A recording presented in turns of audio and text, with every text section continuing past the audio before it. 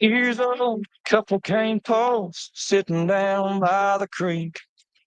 Lines in the water, watching those bobbers, seeing that breath run sink. Mama's on the porch yelling supper's hot. Y'all come and get it. We yelled 5 more minutes. At 16, it was 12:03, standing at her front door. Katie's dad said midnight, but we needed just a little more. Yellows are flipping went off, interrupting that sitting up kissing. We wanted 5 more minutes. Sorrows by time stop. I wish I had few more drops of the good stuff, the good times. Oh, but you just keep on flying. Yeah, wish I had me a pause button, moments like so time. Give myself 5 minutes.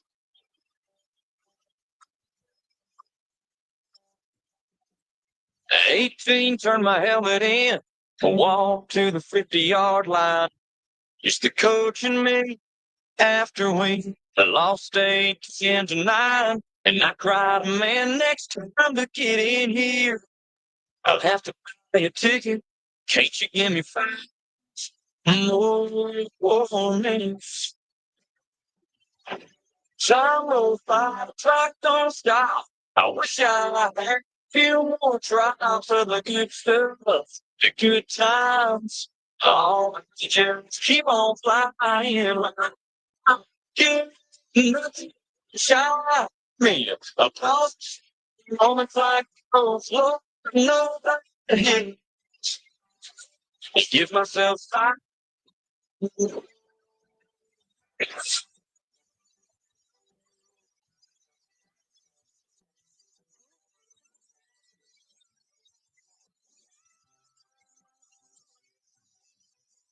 86, my grandpa said, there's angels in the room.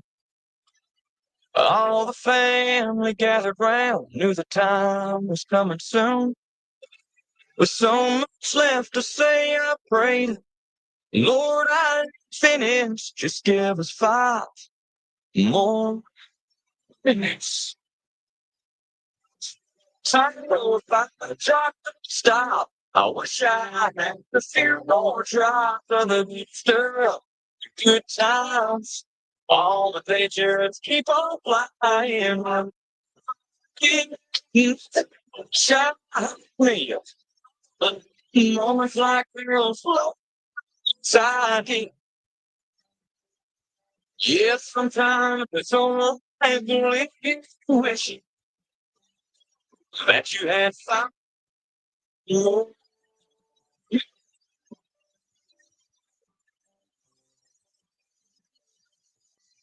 5 more minutes.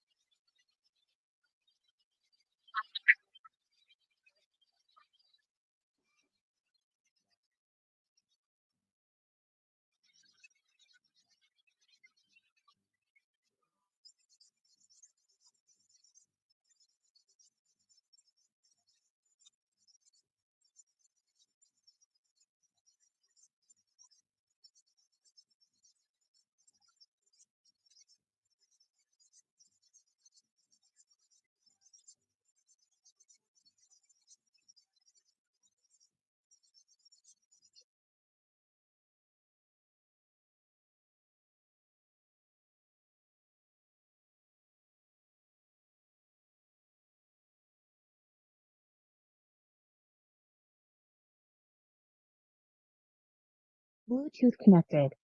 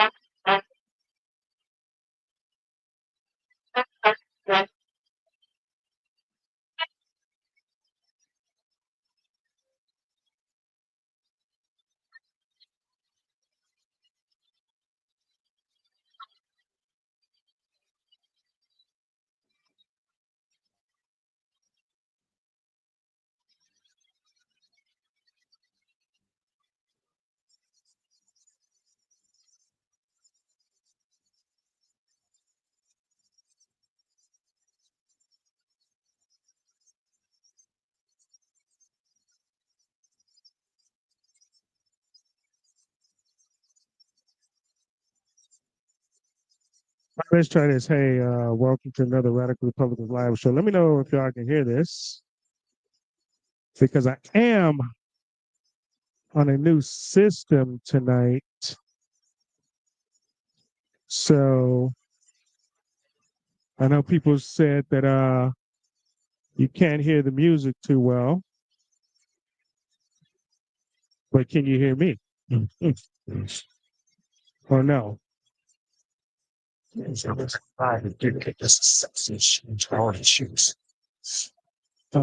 me chill for a second. No, is that is? We good to go now? Hey, that was kind of weird, right?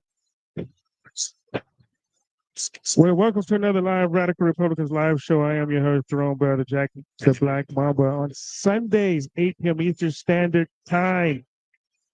Welcome to all my peeps over there in the live chat. Hey, I see you over there, David Shorts. Hey, man. God bless you, brother. My prayers is going out to my dear friend, David Shorts and Kim Shorts tonight. I hope you got the phone in front of Kim, David. I hope she's there. I hope she can hear this voice. I love you, girl. Keep hanging in there. Keep hanging in there because we are praying for you. And so we're going to get started tonight. Of course, I have a guest tonight. But I don't know what happened to him. I don't know what happened to him. But you know how it goes. It's over the holidays. You know, they may didn't get the link. You know, they may didn't get the I don't know the time, whatever. But anyway, we're gonna keep going and we'll keep moving on. Yes, I am on a new system tonight. I hope my face looks a little better. I know I'm ugly still, but hey, I hope it's a little clearer. I don't know what was going on with the music tonight. I don't know how much music you all heard. I don't know what happened, but I know in the chat, in that Getter chat, they were saying it was a little low. You couldn't really hear it. So, but I'm glad you can hear my voice, though. I'm glad you can hear everything. I hope everyone had a good and a Merry Christmas, and God bless everybody that's in here. I see you, TBB. I see you, K3624, Andy M, Lonely Star Lady. That's it, David. Just Pure Blood. Welcome, welcome, Pure Blood, to the Lion's Den, the Radical Republicans live show here. And don't forget, share this show out, like it, share it, put it out there, because we're going to talk about some things tonight. You know, hey, if my guest didn't show up, hey, it's just a miss on him. But it was a J6er. But I do have a couple of J6ers lined up. I have a J6er lined up, I think, for January the 19th. And I was supposed to have one tonight, but maybe we'll reschedule. It's a holiday. So, but anyway, before I do get started, though, I do have to do my sponsors, right? I have to hit my sponsors live and in color. So, in the first sponsor, who's actually been my best sponsor, I'm trying to put this one chat on live too. I can see the Getter chat, but it won't go live. So anyway, let's see what's happening here. It's just really weird stuff going on. But like I say, I'm on a new system. It may not go live. I don't know. But anyway, so but what we're gonna do here, we're gonna go to my first sponsor, and that is Blackett by Blackett, BLACKETT.com. No sound on Rumble. Ah, that's what it was. Maybe on Rumble. I don't know. They said it wasn't any sound um from on Getter too, Susan. But thank you for tuning in over there on YouTube. I see you, Carolyn, over there on YouTube as well. Thank you, guys. But the Radical Republicans Live Show newest sponsor is by Blackett. Check out their American collection for cool, funny, and patriotic items to wear with pride. Get 15% off when you go to www.buyblackett.com/Mamba, and you get an immediate 15% off. Immediate 15% off. So go there and check it out. And I'm going with our gold guy tonight. I told you gold, it was going to be a good investment. Gold and silver. Gold is still up over $2,600. And our gold guy by Ira Bashatsky. And if you contact him, you will speak to Ira. He's been on the show a few times. We're going to have Ira back. But it is an America First company. Sources in gold from America. Customized investment strategies based on your personal needs and desires. Won't talk to a salesperson, actually talking to a precious metals expert when you call. Extremely competitive rates. Just mention my name when you go there and talk to Ira Bashatsky. And my last sponsor of the night, because I know I like to get them out of the way, because we be going in and we be going hard towards the end of the show and I forget. So in today's uncertain world, medical preparedness is non-negotiable. From natural disasters to man-made threats, you need to be ready. That's where the wellness company steps in. The wellness company's medical emergency kit is the ultimate safeguard for your family. The kit includes vital medications like ivermectin, amoxicillin, and Z-Pak, with a comprehensive guidebook researched and written by the company's chief medical board. Trust in our team of esteemed medical professionals, including Dr. Peter McCulloch, Dr. James Thorpe, Dr. Harvey Risch, and Dr. Drew Pinsky. Yeah, I'm going to have to plug this up in a second. Maybe use my battery. Hold on. Dr. Drew Pinsky and other truth-seeking doctors. Hold on. My battery was running low on the system. So they've curated a gold standard solution to keep you safe no matter what. Act now. Visit TWC Health /FFN and use promo code MAMBA for an exclusive 10% discount. Don't gamble with your health. Choose the wellness company for unmatched preparedness. Again, go to twc.health /FFN and use promo code MAMBA. All right, so I don't know how many of you guys are on Twitter or on X or whatever. Let's start there. You know, we got a few things to talk about tonight. But let's start on what's happening on X. I'm getting text messages and like, yeah, I can't hear you. Oh no, that's my boy George. So anyway, I'm gonna go around the chat real quick. I gotta hit all the different chats and see what's going on. Rumble. Hey, Timmy Bro One. Hi. Hey, Timmy Bro One. What's happening over there on the Rumble? So I see one over there on Rumble. I got 3 Rumble channels I'm running on though. Right? Susanna says no sound, but she's over here on YouTube now. So and then okay. All right. So I haven't even checked X, but we're still live up on Getter, and we're pulling up and look like the Getter chat.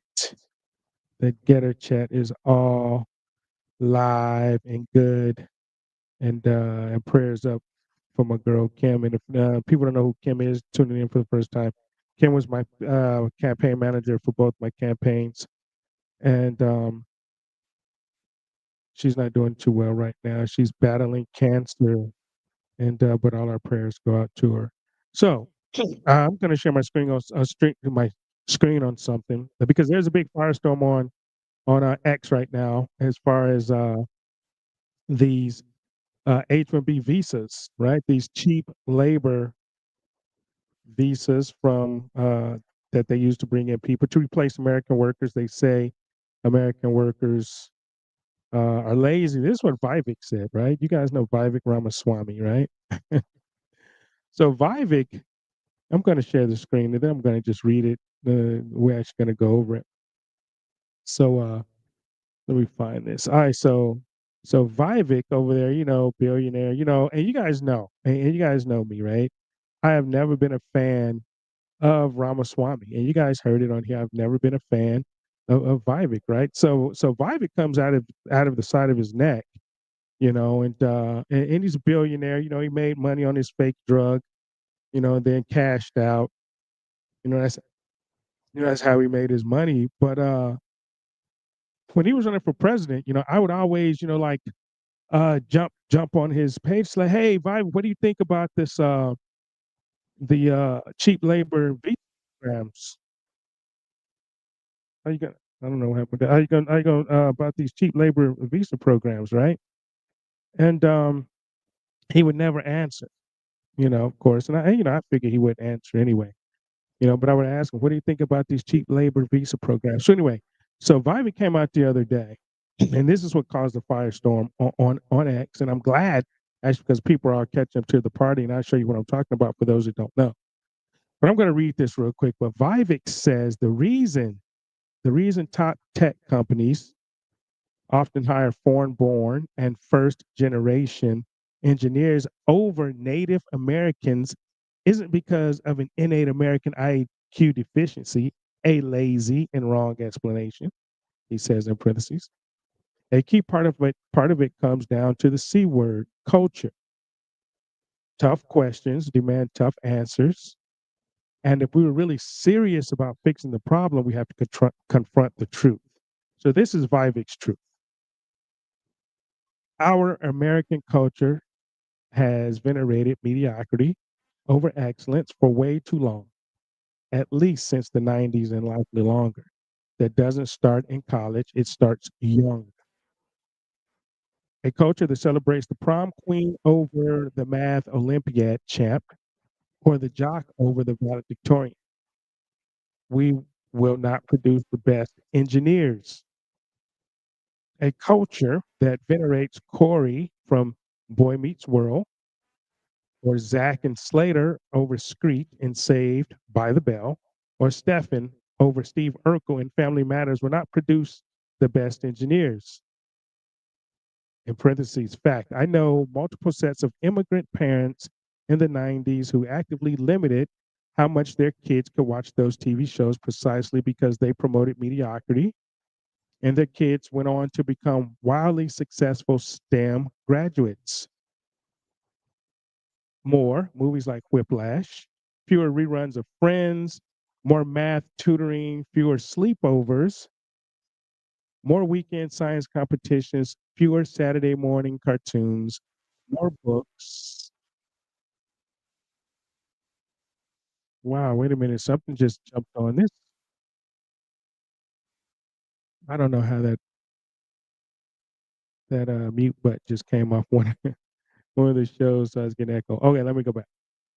Okay, where was I? Sorry. Da, da, da. Oh, Whiplash, Friends, more math competitions. Okay, fewer Saturday morning cartoons, more books, less TV, more creating, less chilling, more extracurriculars, less having or less hanging out at the mall. Most normal American parents look skeptically at those kind of parents. More normal American kids view those kind of kids with scorn. If you grow up aspiring to normalcy is what you will achieve. Now close your eyes and visualize which families you knew in the 90s or even now who raise their kids according to one model versus the other. Be brutally honest. Normalcy doesn't cut it in a hyper competitive global market for technical talent. And if we pretend like it does, we'll have our asses handed to us by China. This can be our Sputnik moment. We've awakened from slumber before, and we can do it again. Trump's election hopefully marks the beginning of a new golden era in America, but only if our culture fully wakes up.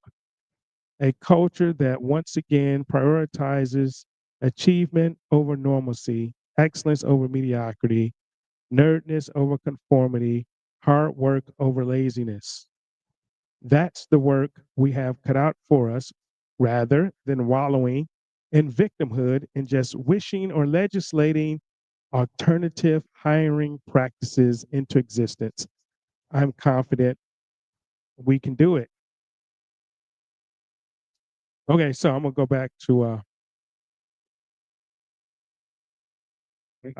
back to what he said about this real quick. Now close your eyes and visualize which families you knew in the 90s. Okay. So Vivek, I'm closing my eyes and I'm visualizing a family I knew in the 90s. I'm visualizing family in 2000s. Oh, motherfucker, I'm thinking about mine. Okay, bachelor degree in science. That's me. My wife has a bachelor's degree in nursing. She's an RN. Oh, by the way, my son who graduated in 2012, he watched Screech. Oh, one of his favorite shows was Urkel. He loved Urkel. He watched Saved by the Bell. He did family sleepovers. He played sports. He ran track. He played basketball. Oh, and by the way, he was valedictorian in his class. Oh, by the way, he was one of the first black valedictorians in Virginia Beach school history. Oh, by the way, he's an emergency room doctor for pediatrics. MD right now, motherfucker. So there's plenty. My niece is a nurse. Her daughter is a nurse. My son is an HVAC technician. My son is a successful musical theater performer. I have relatives I know people all over. There's lawyers, there's doctors that are engineers that are from America, that are from America. And so for this person to claim, basically he was saying that Americans are lazy. It's normal for immigrants to come over here and get jobs. No, it's not, because you know what? Because HB1 visas should go away. It's not normal. So I'm not buying Vivek's bullshit. I'm not buying Vivek's bullshit because I know too many successful people, black and white, American citizens born and raised here that are friends of mine, that are engineers, that are scientists, that are doctors, that are nurses, that are high tech, that are computer programmers. Oh, by the way, I have a degree in computer programming too, Vivek. And so what he's saying is that I want to go back to what he said in the very beginning. In the reason top tech companies often hire foreign-born and first engineers over Native Americans isn't because of innate American IQ deficit, a lazy and wrong expression. The key part comes from dominant culture. Motherfucker, we have the best culture. Who built this country? Who built this country, Vivek? White Americans, black Americans primarily built this fucking country before we start taking all the immigrants in. Yeah, there were immigrants coming in, immigrants from India before we started H-1B visas and shit. Who look at some of the top people from this country, top designers in this country, top engineers that developed a lot of different things. The cotton gin in this country, the red light. We have plenty ingenuity and engineers in this country prior to people like you, Vivek. We built this country prior to cheap labor. And the reason why we have cheap labor and these foreign born and first generation engineers, and I would take an American engineer over an Indian engineer. I would take an American doctor that actually went to medical school here in the United States than a fake ass doctor that went to school in India where they buy their degrees over there. Indians buy their degrees over there, then they come over here and practice medicine and fuck shit up a lot of the times. Vivek, you're one of the lucky ones, dude. And guess what? You were born in America. You were here. You're an American citizen, Vivek. You are an American citizen. Your parents may not be. I don't know if they are, but you were. You're an American citizen. You're a valedictorian. Grew up in Cincinnati, Ohio.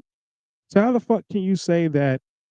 Often hire? No, they often hire foreign-born and first-generation engineers by way of H-1B visas, by way of H-2B visas, the low skill. Oh, and by the way, they are abusing the H-1B visas because guess what? That's supposed to be for high-skilled workers. And why is it that a lot of our high skilled workers, our high skilled engineers, our high skilled computer programmers had to train, had to train their replacements of these H-1B hires because the fact of the matter is it's cheap labor. Fact of the matter is they get paid lower wages. Fact of the matter is they undercut the American worker. Fact of the matter is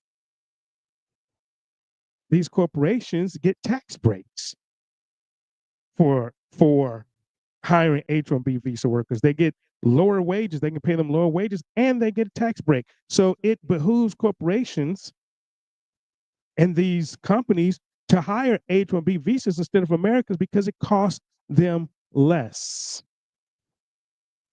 Because it costs them less, Vivek. That's the reason. That's the reason. Who built the shit here in the United States? It wasn't you.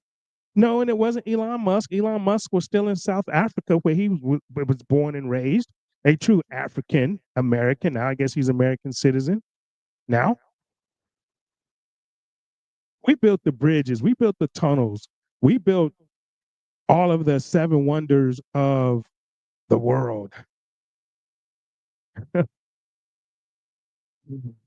It wasn't immigrants, my man, that foreign labor that built this country.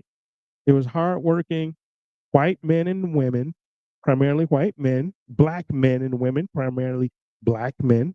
However, you want to say, well, if it was free labor or not, for slavery, whatever, I don't use that excuse. But we built this country.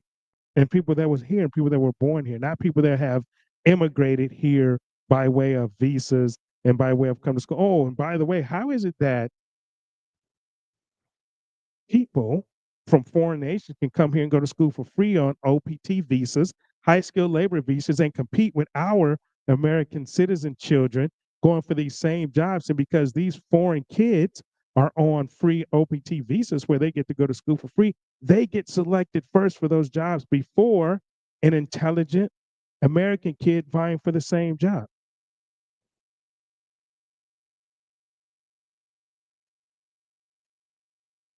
We had immigrants that come over early, Italian immigrants. Yeah, we had Italian immigrants. We had other immigrants in this country that helped build this country up prior to foreign labor visas. We didn't need and still don't need foreign labor visas to run this country. As a matter of fact, I ran against that. I was against, I mean, before this whole firestorm started, I ran my campaign, one of my platform campaign of 2020 2022 was against foreign labor, cheap foreign labor visas. I'm going to play a clip for y'all. I'm going to play a clip. I have to find it though. Okay, there it is. Okay, I just had to see which where it was on the screen. Okay, so we're gonna stop sharing Vivek, and we're gonna share this. I'm gonna play a clip for y'all. Hopefully, you can hear it. Let me know if you guys can hear it. Okay. Okay, here it is.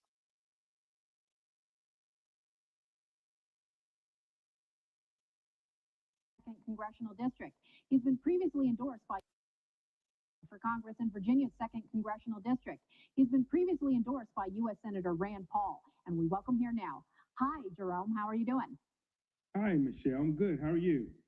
Good. Well, on your first inaugural run, you made an immigration moratorium a key part of your agenda. In just 2 short years, of course, it has now taken off, this idea of an immigration moratorium, where it used to be kind of third rail and radioactive. Um, why do you think it's become now something that is mainstream? Well, I think it's mainstream now because everyone's waking up. People are seeing what's happening at the southern border now again with President Biden or Joe Biden taking office, and they can see the difference between what President Trump did by closing the borders and putting a stop to the illegal immigration.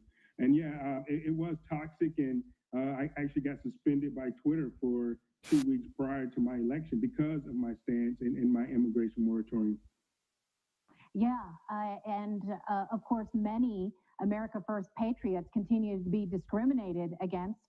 You, along with many others who are carrying this banner. Can you define the parameters of what you mean by an immigration moratorium? Because in the mainstream of the establishment Republican Party, it's been acceptable to talk about illegal immigration, but not necessarily putting limits on the flow of all of the low-wage, cheap tech workers, for example, who are imported into this country, as well as other workers through other quote unquote legal means. Right. Well, actually, part of that was the stopping the legal cheap visa labor programs as well. So not only the illegal, but the legal immigration as well. I mean, because when you look at the H-1B programs, H-2B, the H-4EAD, the OPT, the L-1, the J-1, and I can go on and on and on, it brings in millions of legal immigrants to this country. And it really hurts the American worker. It hurts college students.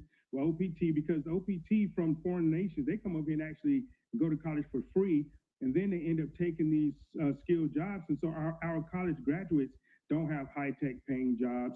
And this includes their spouses. They can bring their spouses and their dependents over. And then the spouses end up taking jobs away from the American workers as well. And really to really put a top on it, basically the illegal immigrants generally work for low wages, okay? I mean, and the very jobs that so many Black Americans tend to work. It really hurts Black America and brown America. The legal immigrants that did it the right way, it really hurts them the worst. Yeah, that's an interesting point about the impact of mass migration, particularly on Black Americans, Black citizens. And you can go decades back. A real heroine of mine was Barbara Jordan. She was a Democrat congresswoman from Texas, but one of the most outspoken critics of mass migration, and particularly these kinds of legal foreign worker programs. Can you talk more about your congressional district and why an immigration moratorium is particularly important to the 2nd District and Virginia in general, which of course has been quite transformed by mass migration, hasn't it? Yes, it has. And my district includes the Eastern Shore, and there's a lot of workers out of work on the Eastern Shore. And these companies, they'll bring in the low-skilled workers to work the farms and things like that. And it doesn't give the opportunity for the teenagers and for the young Americans up on the Eastern Shore to work.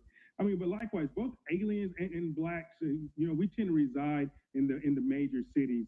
So taken together, this means that the migrants and the Black Americans, we compete directly for the same jobs. And also the low-skilled white Americans as well, like up on the Eastern Shore. And this reduces the wages and employment opportunities. So unfortunately, we fare far worse in a head-to-head struggle because the illegal aliens that often work under the table for less than minimum wage and forego, all the expensive, employer-provided healthcare plans, they undercut the labor market and mandated floor, and they pull the rug out of really from under the American workers. Yeah. A lot of your supporters and people who follow you on social media, as well as my viewers and readers over the years, completely understand that demographics is destiny. And I'm sure that you have gotten all of the slings and arrows of being called a racist, or I chuckle at this because I'm sure both of us have been subjected to this, called white supremacists for advocating a pause on immigration. What do you say in response to those people who say that somehow you and I are traitors to our race for defending the American nation? Yeah, right. I get that a lot. Like like you say, like you do. And here's the thing: I say, walk in my shoes. Go to the cities where I'm from and look at the blight. Look at the people that's standing on the corners. Look at the people that don't have jobs. And you look at all of the entrepreneurs. Like I have one of my good friends in Virginia. He's a general contractor, and he even stated that before President Trump, he couldn't find work because all of the Hispanics were taking over all the jobs because they'll live in one house, they'll share bills, and they will undercut the American worker as far as what they charge. And of course, people want cheap labor and cheap work because Americans all want to save money. But this does harm to the American contractor, to the black, and to the and I can't say this enough, to the Hispanic workers in the legal Hispanic people. They did it the right way. They don't like the illegal immigration no more than we do. Yes, that is absolutely true. Well, we thank you for advocating for America First, and we'll be following your congressional campaign closely. Jerome Bell running for Congress in Virginia's 2nd Congressional. I was way ahead of the curve. I was way ahead of Trump when he was talking about black jobs, right? Black jobs, brown jobs. I mean, hey, it is what it is, man. But Vivek was totally over the top because there are many successful Americans that are engineers, doctors, lawyers, and high tech shit. I mean, so he really pissed off a lot of people, and he started a real firestorm. And then not only that, I mean, we have our own culture, and Vivek and Indians, I mean, the Brahmins, he's part of the caste system. He's part of the Brahmin caste system over there. In India, his family is the top of the top over there. Okay. Because if you guys don't know anything about the way the India works, it works on a caste system. Okay. The more affluent your family is, the lighter the Indians are. And Vivek is kind of dark, but it's his parents and everything, right? The more class you have in the wealth you are. So Vivek, he's never had to struggle. He's never he grew up with a silver spoon in his mouth. He never had to really go through anything that hardworking Americans had to go through. And for him to say that we have no culture, that is our culture that prevents for us from doing that, I say bullshit. And yeah, and you're right. He probably would say, well, my family is the exception, not the rule. But that could be everyone. That could be everyone. And we need to start with the education system. Now, I agree, our education system is screwed up right now. Our education system was, but it wasn't.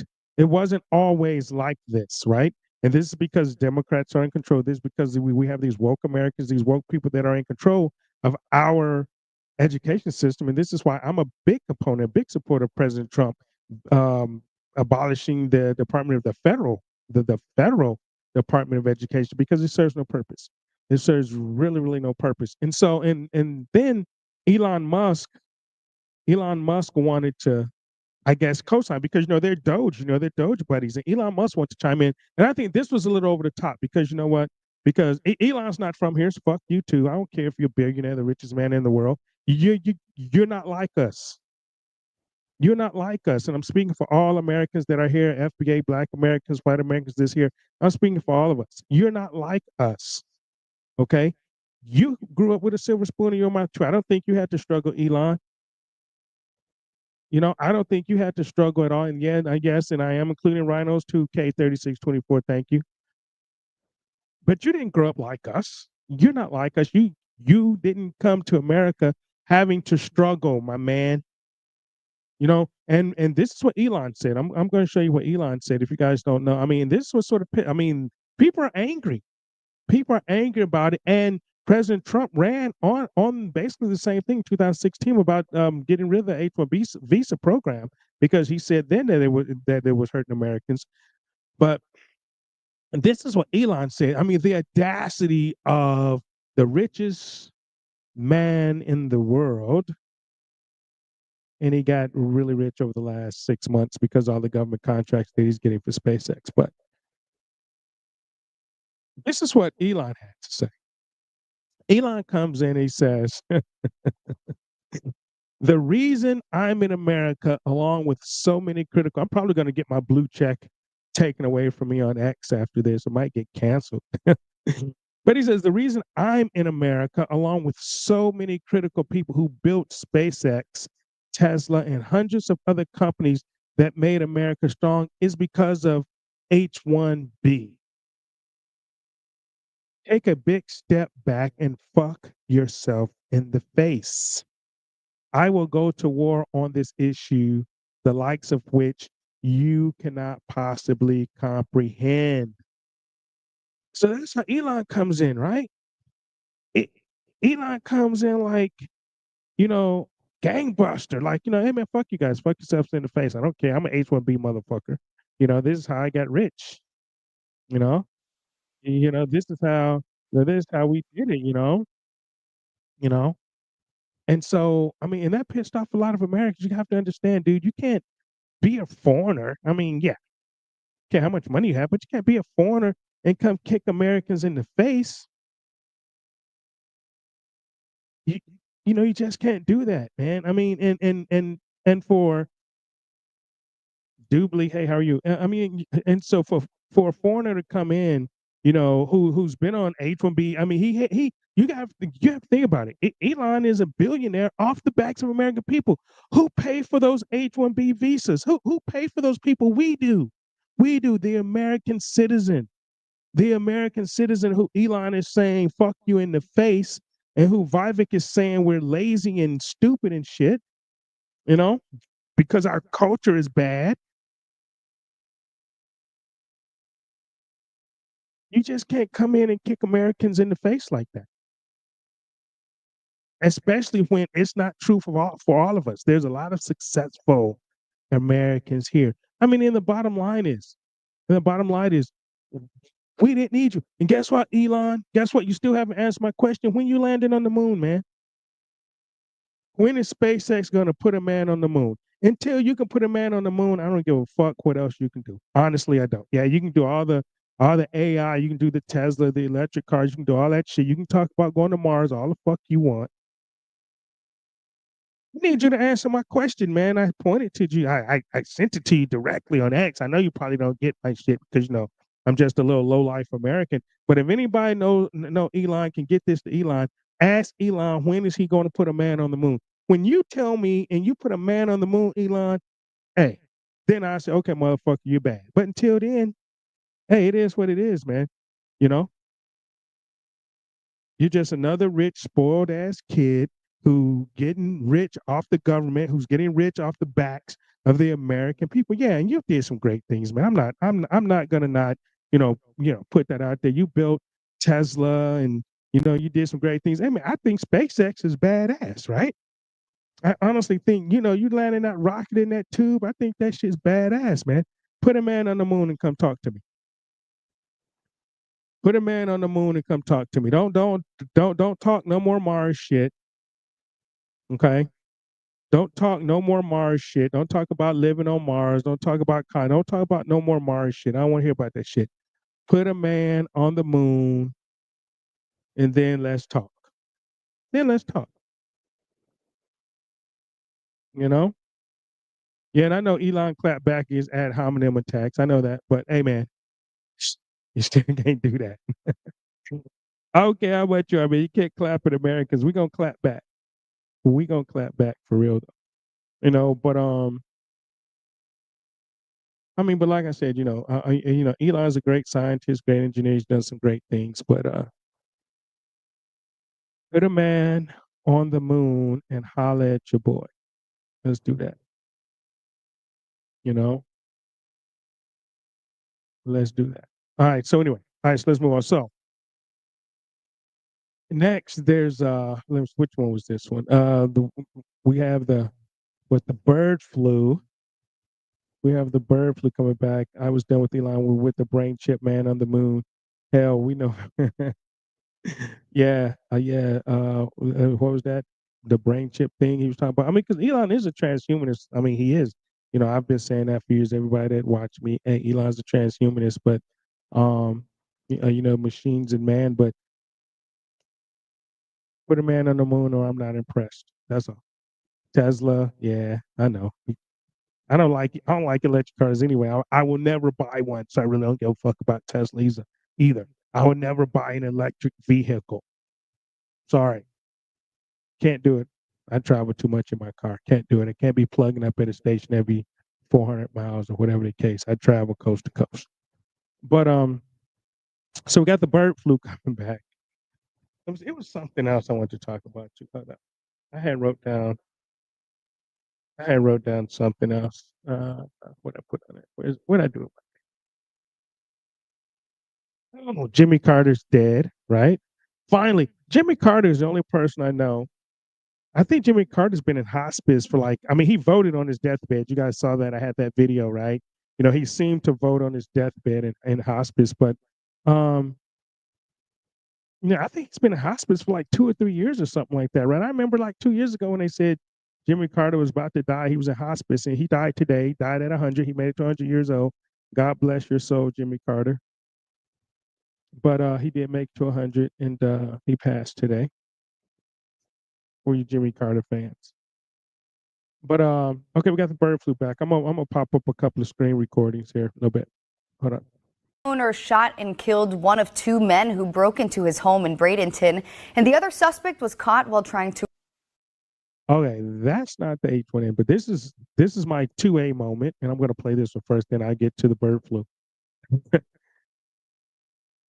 Florida don't play, man. I love the police. I love the sheriffs down in Florida. They are the real deal. If you guys didn't hear about it, this. I'll play this and then we'll talk about it. I'm sorry for the loudness. I'm working with new equipment, new computer, and everything, and so we're gonna roll. Owner shot and killed one of 2 men who broke into his home in Bradenton, and the other suspect was caught while trying to run away. 2 men with masks on were spotted on the homeowner's surveillance camera trying to get through the back of the house on Hickory Hammock Circle last night. News Channel 8's Mackenzie Laporte joins us live with the latest on that investigation. Mackenzie.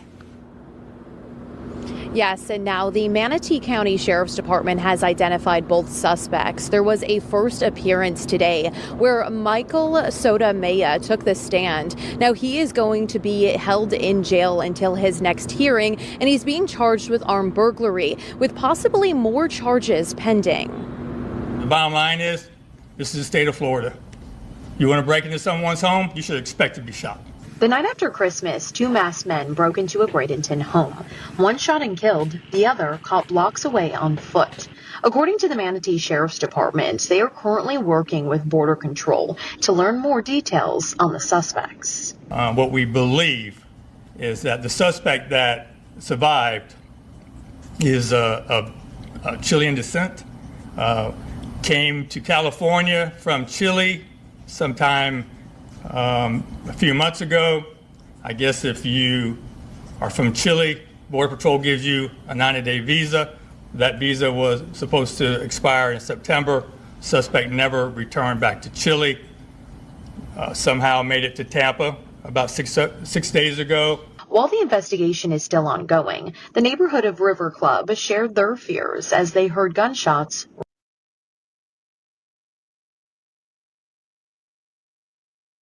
All right, so in Florida, you get your ass shot. I guess those guys didn't know. I guess they thought maybe they were in Texas or maybe they were in Illinois or maybe they were somewhere where they didn't have gun laws at. But I guess they FAFO, as we would say, right? They FAFO. I mean, that's what you get, man. I mean, seriously, these illegal aliens, they're just out of control. I mean, hey, blast them away as far as I'm concerned. Seriously.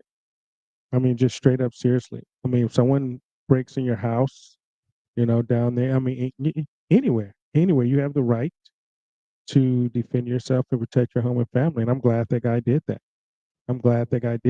He probably saved a lot of other people's homes from getting invaded, probably people from getting injured and hurt because of that action, because that went viral throughout the illegal immigration population. Like, hey, these people down here got guns, man.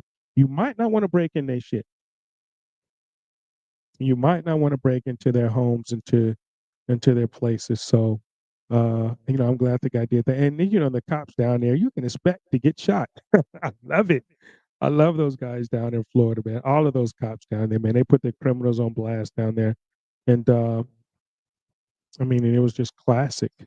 That's classic 2A. That's part of what the 2A was built for. Of course, the 2A was actually to prevent a government from becoming tyrannical like we have now And you know, and it's our duty, right?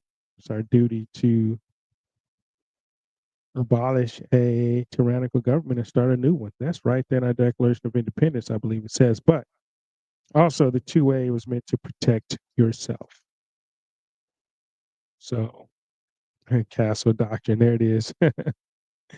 Okay, so now I'm going to get to, hey, put your questions in here. If anybody wants to call in, if anybody wants to come on the show tonight because my guest didn't show up, let me know. I'll put the link in the chats if you want to come on, and I'll throw the links in the chat. I'm not watching X right now, so let me pop up X real quick because I'm not sure. I don't actually know what I think uh, I'll get a notification because I can actually watch X and YouTube and Facebook actually. But I don't think Facebook is broadcasting this, but I can see your comments. So if you want to come on the show, I'll put the link in the chat. You can come on the show, just audio. You don't have to do video. You can just do audio if you want. If you just want to come and talk about anything, talk about, let's talk about, what's going on, on X. Let's talk about what's going on with this, with the speaker. Are you guys satisfied with the speaker? Do you think January 3rd, when Congress comes back, they should vote in a new speaker? I think they should. I think Mike Johnson is a wimp. I think he's a piece of dog do, and I think we need a new speaker in the House. And so if you want to talk about anything, let me know. Put it in the chat, and I'll try to answer whatever questions you may have as well. So Trump put out a statement. Yeah, on the H-1B. Yeah, you talking about that? Lone Star Lady. He put out a statement, or somebody put out a statement for him. But anyway, all right, let's go to this the H-1B stuff. And if you are one of those people that is gonna fall for this shit again, I mean, hey, whatever happens, I guess at this point, if you're listening. But I don't know if there are many, if there's too many people listening to the show that are not pure bloods, unless you just had to. But here we are right now. I think this is the first clip I'm going to show you. New CDC report on the first severe human case of bird flu in the U.S. Samples taken from a patient in Louisiana show mutations that could make it easier for this virus to spread from person to person. Now, right now, there's no evidence it's been passed along to anyone else, and the CDC says risk to the public remains low. But experts warn a single mutation like this could potentially lead to another pandemic. The virus may mutate and become more easily transmitted person to person. So the more this virus circulates, and specifically co-circulates with human strains, that's going to increase the odds of the virus evolving to more human-to-human transmission. And that of course, could signal another pandemic. Joining us now is Dr. Deborah Birx. You may remember her as the response coordinator for the White House Coronavirus Task Force in the first Trump administration. We are very fortunate to have your expertise as we try to figure out what's going on with the bird flu and what it could mean. So far, 65. I'll put that on pause. First of all, she should be in jail with Fauci. Let's just make that clear. She should be in jail with Fauci and a whole lot of other people, and they have her back out here to do. You know what? I have something I'm going to show you guys. Doing the same thing again. But go ahead, please. Human cases of bird flu have been reported in the U.S. this year, all contracted by animals. But now we have this new mutation in Louisiana. How worried should we be about bird flu potentially becoming another pandemic?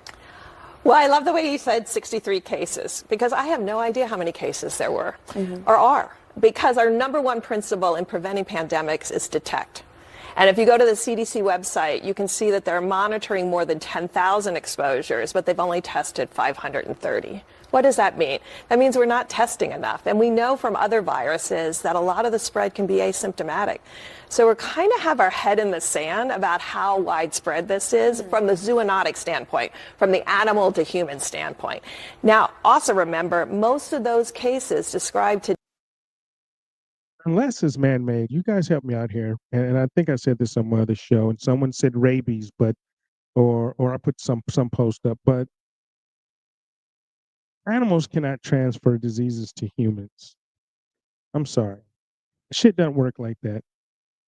I know she mentioned zoonotic, and the only thing, and someone said rabies. Well, that's if you get a scratch or bitten by a dog. But as far as something being airborne, jumping from an animal to human, that shit does not exist unless it's man-made.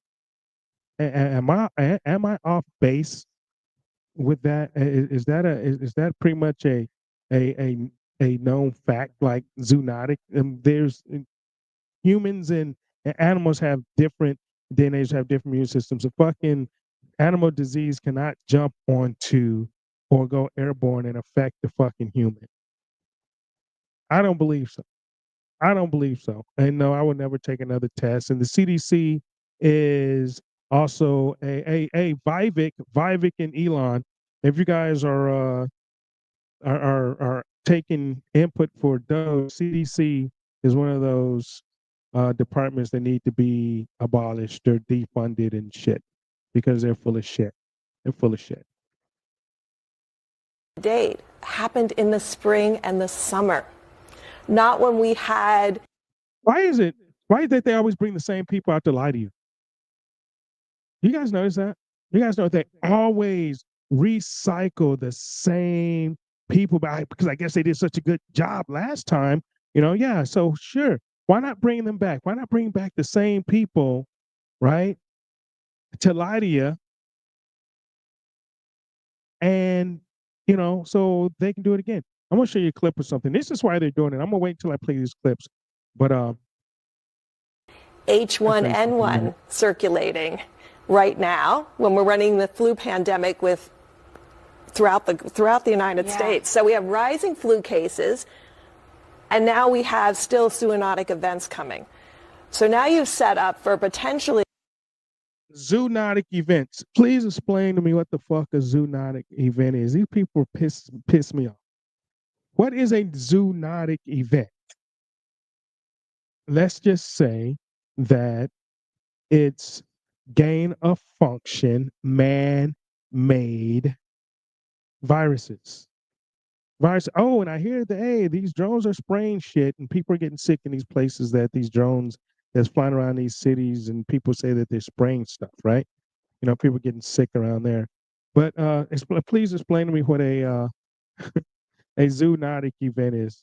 a farm worker getting H5N1, also getting the current flu strain, and reassorting in that individual. To me, that's almost a bigger threat to these mutations happening in individuals over time. When you say reassorting in that person, what does that mean? Okay, so the H5 virus, which doesn't adapt too well to our upper respiratory tract and is preventing us from getting infected, but can infect cows and pigs and cats and dogs. So our flu, which has the binding sites for us, for our nasal passages. Viruses are very specific, and so they're very animal or human specific. Now we have human flu circulating. At the same time, we have this zoonotic flu circulating. And didn't she just say that they were specific? Didn't I just hear her say that? Didn't I just hear her say that it was specific? Let's go back for a second. Hold on. Let's play it. What does that mean? Okay, so the H5 virus, which doesn't adapt too well to our upper respiratory tract and is preventing us from getting infected, but can infect cows and pigs and cats and dogs. So our flu, which has the binding sites for us, for our nasal passages. Viruses are very specific, and so they're very animal or human specific. Very animal. She just fucking contradicted herself, right? She just said what I said. They're very specific. She said the H5 virus keeps us from getting infected. Didn't she say that? Because our nasal passages are different. She just said they're human specific and animal specific, right? So how the hell, if it's specific, and she just said this, Dr. Burks just said it. I can play it again for you. She said it's very specific. So how are they passing it on to humans if it's specific? And she did say that the H5 virus keeps us from getting infected. I believe she said that, right? Hold on. I got to hear it again. Hold on. Adapt too well to our upper respiratory Wait a minute. That in that individual. A little more. Getting H5N1, also getting the current flu strain, and reassorting in that individual. To me, that's almost a bigger threat to these mutations happening in individuals over time. When you say reassorting in that person, what does that mean? Okay, so the H5 virus, which doesn't adapt too well to our upper respiratory tract and is preventing us from getting infected. Does not. The H5 virus does not match with our upper respiratory, keep us from getting infected. Okay, so the H5 virus, which doesn't adapt too well to our upper respiratory tract and is preventing us from getting infected. And preventing us from getting infected. The H5 virus doesn't adapt well to our upper respiratory tract and keep us from getting but infected. infecting cows and pigs and cats and dogs.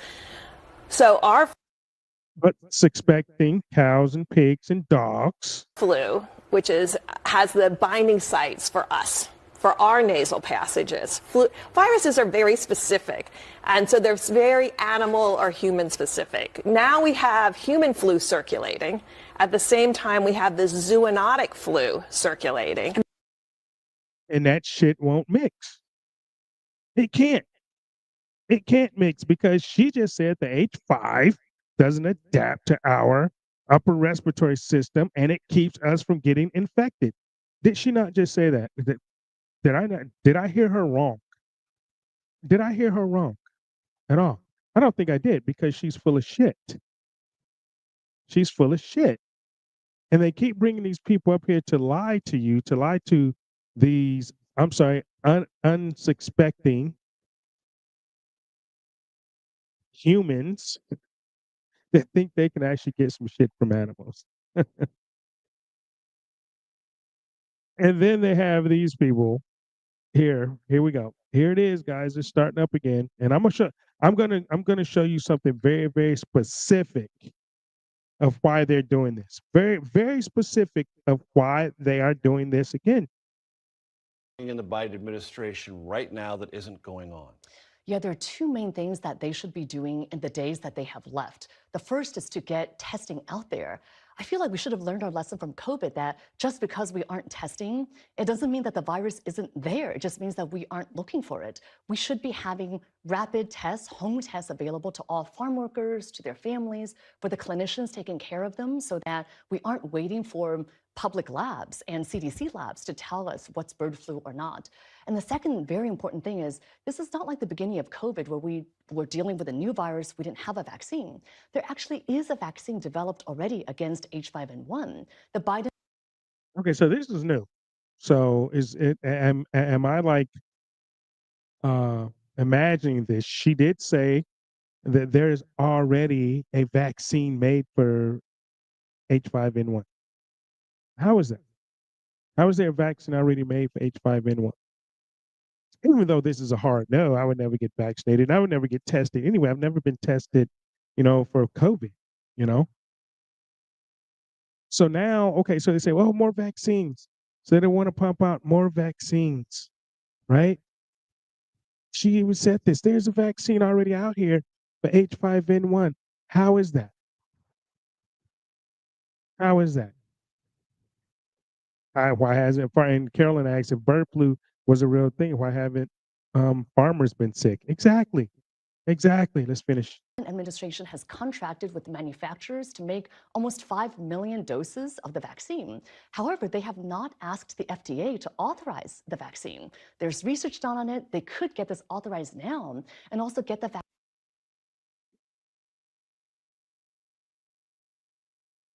5 million doses already made that haven't been approved. Why is there a vaccine even made that already hadn't been approved to be in production? How did they do that? The FDA hadn't approved it yet. And if the FDA is smart, they would never approve it. And if you American humans, if you're just that dumb, You're really just that dumb. You're gonna go get a bird flu shot for some shit you can't even catch. It's amazing. It's really amazing. But like I said, I'm going to show you why they are doing this again. I promise you will understand as soon as I show you. But let's finish this. Vaccine out and to farm workers and to vulnerable people. I think that's the right approach because we don't know what the Trump administration is going to be doing around bird flu. If they have people coming in with anti-vaccine stances, could they hold up vaccine authorization? If they don't want to know how much bird flu is out there, could they withhold testing? I mean, that's a possibility. And I think the Biden administration in the remaining days should get testing and vaccines widely available so that at least it empowers state and local health officials and clinicians to do the right thing for their patients. Dr. Wen, is bird flu in humans super dangerous? Well, the World Health Organization estimates that in prior outbreaks of the bird flu, that the mortality rate is 52%. 52%. However, in the Bullshit. COVID wasn't even 52%. COVID was the mortality rate in with COVID of people that had comorbidities was 97.3%. 97.3%. Or it was 98.7%, some shit like that. It was very low. It was very low. And that was only people with comorbidities and that was already sick. And now she said 52. That's over half. That's over half. She's a liar. She's a liar. That's 52% mortality rate if you catch the bird flu. How many people have the bird? 4 people and 2 died. Is that what she's talking about? 52%. 52%. 52%. The World Health Organization. I hope Trump pulls us out of the World Health Organization again. It's some bullshit. So they say 52% mortality rate. Stop. Let's just stop. Okay? Let's just stop right there. Oh my God. Most recent outbreak, it seems that most cases have been mild and maybe some people even have asymptomatic infection. But the question is, and again, and you know, they want to throw this word asymptomatic infection. Asymptomatic infection. Let me tell you something about the human body. I'm not a doctor. My son's a doctor. By the way, Elon and Vivek, my son's a medical doctor, emergency room pediatrician doc who watched Urkel and Saved by the Bell and played basketball and had sleepovers and shit. I'm not a doctor. But I know for a fact, which hold on, I gotta go back. I lost my train of thought because it's just so stupid. Hold up. bird flu, that the mortality rate is 52%. 52%. I'm sorry. However, guys. in this most recent outbreak, it seems that most cases have been mild and maybe some people even have asymptomatic infection. Asymptomatic infection. Asymptomatic. The human body is made to detect infections in your body, whether it's through your lymph node system, whether it's through, your sneezing, your coughing. If you are sick, your body will tell you there's no such thing as asymptomatic shit. Well, you're asymptomatic. That's bullshit. Your body will tell you if you know your body. If you know your body will tell you when you're sick, even if you have allergies, even if you're feeling a little down, a little bad, your body, if your blood sugar is low, your blood sugar is high, your blood pressure is low, your blood pressure is high, your body's going to tell you. If you're catching a cold, if you're catching the flu, if you're getting sick, it's called the fever. It's called a fever. Your body reacts to you being sick. There's no such thing as asymptomatic. When you are sick, you have symptoms. Your body tells you you're sick. Where do they get these people? I'm not a doctor. I'm not a doctor. But please, people, please tell me Tell me one time. If you can tell me one time, anybody that's listening, anybody just watching the show, anybody in the chat, okay? And the Getter chat is blowing up, right? I love my Getter chat. And of course, I love my chat over there where Susan and Jackie is. They're just blowing it up over there too. I know Susan went to YouTube. Jackie's over there blowing up the chat by herself. I gotta give Jackie some love over here. She said blame the cows from Chick-fil-A as they're pushing eat more chicken. Mutation from Roundup, right? Exactly. Vaxes. Here we go, part 2. The pandemic, part 2. Planning to kill off farmers, no food, and eat lab meat. Yeah, there you go. There you go, Jackie.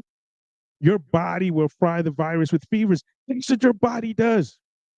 That's what your body does. And that's why your body gets fever, because it burns the virus, because viruses cannot live in heat or frozen temperatures. But that's why your body elevates in temperature. It destroys the virus. That's why you fever. And she's talking about asymptomatic. Hey, listen, I'm gonna tell you guys something. And here's, and I want you guys to listen to me. I'm not a doctor. I'm not proclaiming I'm a doctor, but I know this works. I know this works for me, and this worked for other people. Now, I'm not giving any medical advice, but I'm going to tell you something that's worked for me. Okay? Because I'm not like Bill Gates. Bill Gates can give medical advice on vaccines and shit. He's not a medical doctor, but he can still walk around free. If I say some shit without giving my disclaimer, I'm not a medical doctor, I'm not giving you medical advice, they'll probably try to put me in jail. So I'm not. So here, when you're feeling yourself, because viruses, where do viruses enter, y'all? Viruses enter through your nasal passages or your mouth, right? And mainly through your nasal passages, and it mainly gets infected and it goes down to your lungs, right? The next time you're feeling sick, and this is why you always keep oranges and always keep lemons in your refrigerator. Just the pills. You can keep the pills. You don't even have to have the oranges, but keep the pills. And this is what you did. You boil the pills, okay? It's called a citrus steam, okay? Citrus steam treatments. That's what this is. You boil the orange pills or the lemon pills and together, if you like. Hey, it creates a nice little aroma too. And you breathe in once it starts boiling, and however hot you can take it, okay? The hottest that you can take it, the better. You breathe this steam in through your nose, through your nasal passages, and you inhale it through your mouth, through your lungs. And this is what happens. The heat from the steam kills the virus, and the vitamin C helps fight off the remainder of the virus that's in your lungs, okay? Because you will kill the virus in your nasal passages. This is where the viruses start. This is where they grow, okay? Okay, because they need warmth, okay? So this is why they hit your nasal passages, because your nasal passages are warm. This is where they breathe, and this is where they multiply, and you get sick, right? So do that, okay? And the steam will kill the virus. Breathe in the steam. The citrus and the steam will go in and kill the virus in your lungs, and you'll feel better in a day or so, okay? But do that. That's what I do. Just try it. I'm not giving you any medical advice, not one bit. Not one bit. Okay. Oh, you guys are frozen? Are we frozen? Oh my God, I hope not, because I'm on wireless. Hope we're not frozen. Well, I have her frozen because I'm not playing the video right now, but I hope we're not frozen. Okay, so let me finish this. But the question is, we don't know what happens when bird flu affects more vulnerable individuals. People infected so far in the US have been mainly farm workers who are working, presumably generally healthy, as opposed to what happens when you get to children, to pregnant women, to older individuals with chronic illnesses. We don't know how deadly, how dangerous bird flu is going to be for those individuals. And again, that's one more reason why we don't want it to spread and acquire more mutations. Arrest that bitch. Arrest her for lying to you. Arrest her for lying to you. And this is why I'm going to show you something. This is why, okay? And I want you guys to pay very, very close attention to this. This is why they're rolling out this bullshit again, right? This pandemic stuff, okay? Okay, let me see if I can find it here. But I'm going to share my screen. Let me see. I believe it's here. Okay, I'm going to share this. This is why they're rolling it out again, okay? I'm not going to say it. I just want you to read it. If you can't read it, let me know.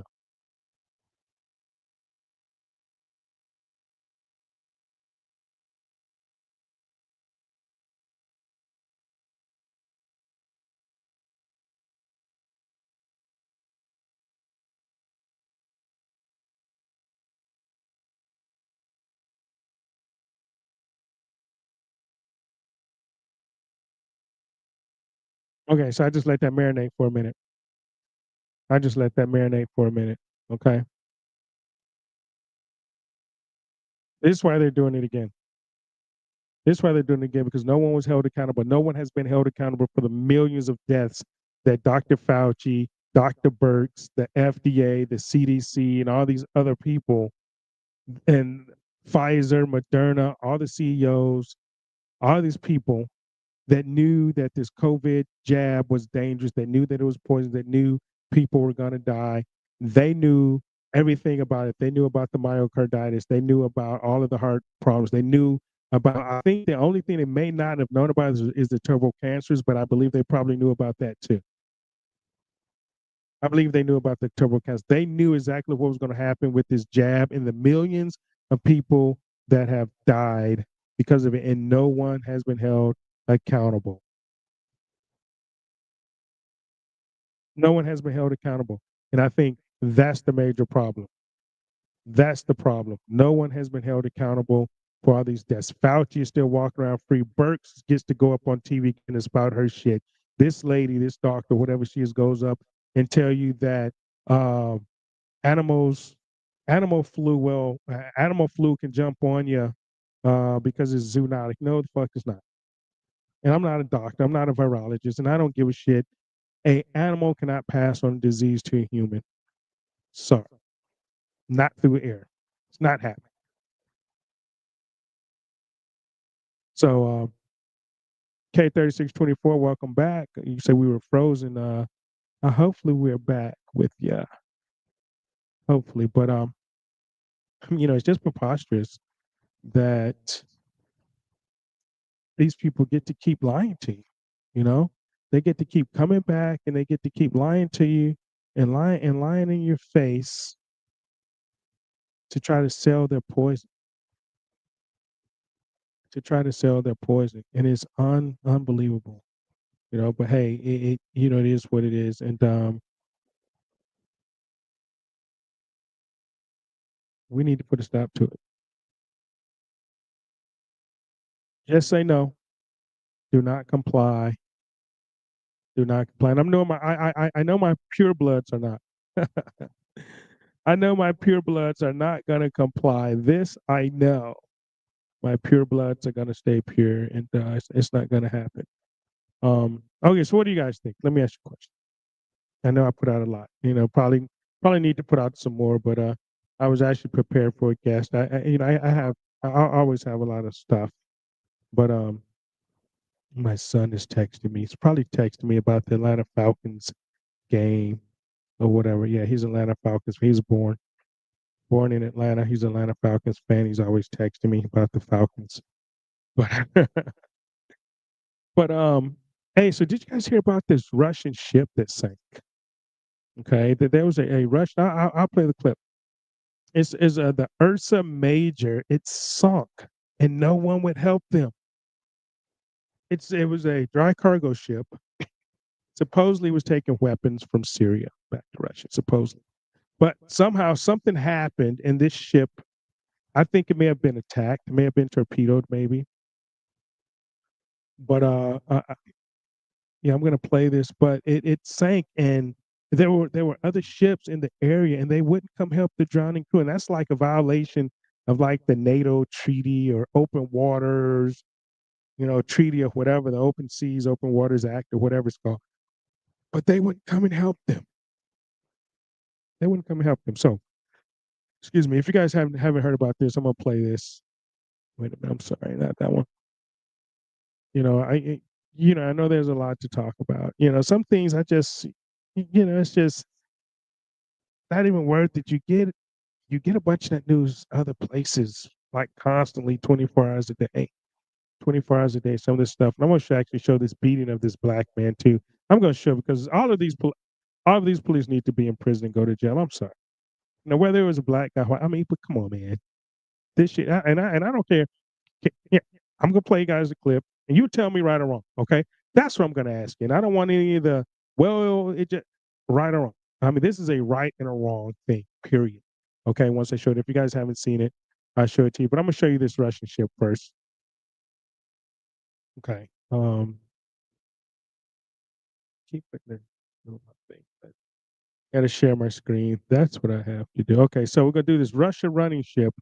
Okay, I'm gonna play the clip. Different again. I was planning to record a video about the Albanian submarine service. That would be quite fun, but that's going to have to wait. Something's just happened. I've thrown together some slides. I've got a moment to record something. I just want to share some thoughts on the Russian government ship, that Ursa Major, that's just sunk in the Mediterranean. I am H.I. Sutton. I'm a defense analyst. It is unscripted, unedited. Usual caveats apply. Let's get on with it. Russia's had a bit of bad news recently in shipping terms. Firstly, there's the withdrawal of ships from Syria. I know that there's been some reporting that the Russian government has come to an agreement with the Syrian government, but all indications are that no, Russia is having to withdraw from Tartus in Syria, its naval base. That's quite a big deal. And then there's been 3 tankers that have sunk plus a crane barge in the Black Sea recently. This new sinking, I don't think, is just as simple as there's another Russian ship sunk. This is quite different, and it's got some more geopolitical implications. So the ship has undoubtedly sunk. There it is on the left being reported. There's some photos of some of the survivors. We don't have images of it with it sinking, but we do have it while it's listing yesterday. So you can see its listing is leaning to the starboard side. It subsequently toppled over and sunk. Fortunately, I don't know the original source for that video. It's from open sources. So why does it matter? Firstly, this is a Russian government ship. It's not just a regular merchant ship. It's known for weapon shipments. It's part of a group that we called Sparta. They're pretty much all named Sparta 1, 2, 3, and so on. This particular ship, Ursa Major, used to be called Sparta 3. I don't know why they changed the name. It's part of a group called the Syrian Express or Tartus Express.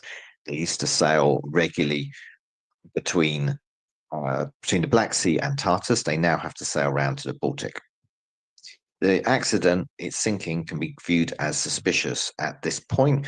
Too early to say much about that. I don't want to speculate too much, but it certainly seems like a very convenient accident if that's the case. This is a file image of ship. You can see it's basically a general cargo ship, similar to other countries would use for sea lift purposes. Much more recent photograph from this month, taken by the Portuguese Navy, I believe. The Portuguese Navy were paying particular interest in this ship and shared this large image. You can see the 2 cranes on the deck there.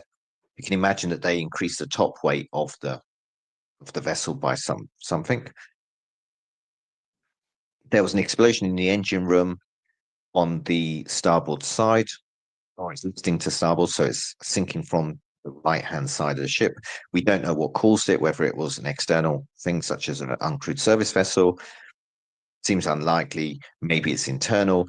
It's, like I say, it's too soon to say. What we can say is it's sunk. It wasn't just the Portuguese Navy that was interested in this ship. This is my own tracker from a few days ago now, but you can see Ursa Major is part of a group of ships on the left of this image that were sailing towards the Mediterranean at the time. It did enter the Mediterranean. It was escorted by a Russian warship. I should tell you everything you need to know, really. There's also 3 Russian Navy landing ships and another Russian Navy transport called Sparta entering the Mediterranean. Most of them are likely destined for Tartus, Syria, where they'll help evacuate Russian equipment. Ursa Major was a bit different. It's carrying cranes. It wasn't just people such as myself that were watching her. Ukrainian's intelligence agency, the GUR, also tweeted about this ship yesterday, so they were paying close attention to it. Make of that what you will. Some just basic details for your reference. This is from Marine Traffic. The ship has been incredibly busy. It's basically sailed all the way around the world at different times. Since the 2022 invasion, it's been sailing across the Black Sea to Tartus, but also now from the Baltic. So it's sailing from the Baltic with those cranes when it sunk. During some of its time, particularly in the Syrian Express days across the Black Sea, it was targeted or under threat by Ukrainian naval drones. It wasn't sunk or hit, but other ships were. And actually, the attacks by those USVs, the threat from them stopped the Tartus Express, or was a major contributing factor. And so Russia no longer sends its ships across the Black Sea, and like Ursa Major, have to sail from the Baltic all the way around, much longer route. Okay, so where was it going with those cranes? When it sunk, it was just north of Oran, Algeria. I don't think it was going to Tartus, unlike the other ships. The Tartus doesn't need these cranes. It was declared to be sailing to Vladivostok, in which case it would sail through the Suez Canal. That's possible. Can't rule that out. But speculation has been, by myself and others, that it's actually heading to Libya to install cranes, probably in Tobruk, possibly Benghazi, less likely in Al-Berdi, which is another location talked about as a future Russian naval base. So if that's the case, it was a major part of sending the message that Russia is there to support its allies in the Mediterranean and Africa. General Haftar does not control the whole of Libya, so it would have to be under eastern Libya. What does it mean? Well, someone's not getting their pull cranes. We don't know who. General Haftar. I think its sinking definitely weakens Russia's position further in the Mediterranean, Africa, to global south generally. It doesn't send a message of Russia being a reliable or useful partner. It adds to their bad news. But it also creates a sense of threat to Russian naval or military shipping globally, and means that Russia has to put resources into defending those assets globally, which is definitely good news for Ukraine. So whether or not Ukraine had any part in this sinking is definitely good news for Ukraine. Okay, this was a hot take. All right, so that was a hot take. So what do you guys think? You think it was attacked? By who? By who? By who?